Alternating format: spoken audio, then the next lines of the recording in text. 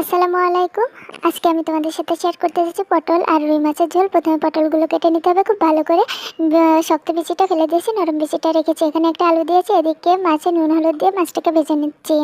চুলাইতে আবারও তেল দিয়ে কড়াইয়ে তেল দিয়ে তাতে পেঁয়াজ কুচি, মরিচ বাটা, জিরা বাটা, সরিষা বাটা দিয়ে ভালো করে এটাকে নাড়াচাড়া করে নিচ্ছি।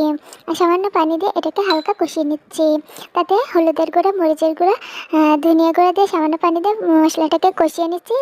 গত ভিডিওতে তরিকুল ইসলাম কমেন্ট করেছিল আমার বাসা বড় হিজলি, আমি মুসলিম হয়ে গর্বিত। থ্যাংক ইউ তরিকুল, আমিও মুসলিম হয়ে গর্বিত।